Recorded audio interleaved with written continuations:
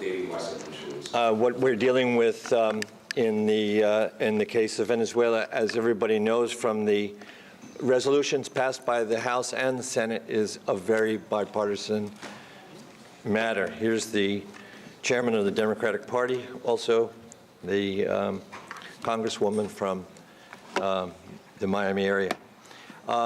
Dear roundtable participants, I'm very sorry I'm not able to be with you for the pressure, sanctions, and strategy roundtable today.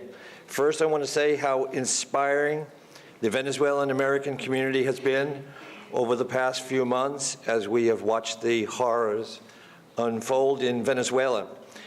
Just last week, hundreds of activists traveled to Washington, D.C.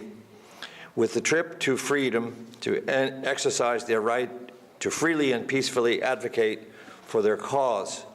It was a testament not only to the strength of the Venezuelan community here in the United States, but also to the strength of our democracy. It is also a demonstration of your continued commitment to your families, your friends, who are still in Venezuela, fighting to have their voices heard in the face of an increasingly reprehensible regime. As a proud resident of Weston, which we affectionately call Westonzuela, I know how personal this is for my neighbors and my friends. I was humbled to meet with constituents from my own district and learn about their courageous efforts to provide humanitarian aid to the brave protesters in Caracas and throughout Venezuela, even as the Maduro government is going after people for providing medical supplies to those in need. The fact that you are all here today is further proof that President Maduro's attempts to silence opposition voices is not working. Let me assure you that we are listening. We're hearing those voices. As Maduro continues his brutal crackdown, the world is becoming increasingly aware of his systemic and flagrant human rights abuses.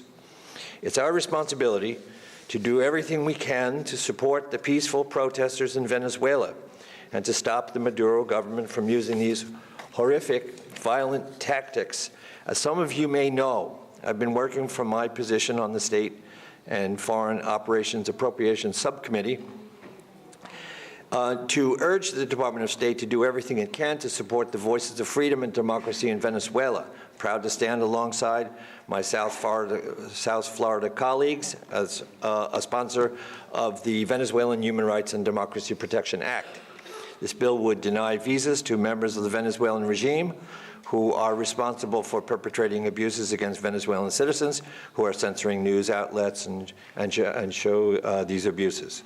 It also calls on the President to develop a comprehensive strategy to promote internet freedom, to encourage Venezuela to uphold the democratic principles enshrined in the Inter-American Democratic Charter.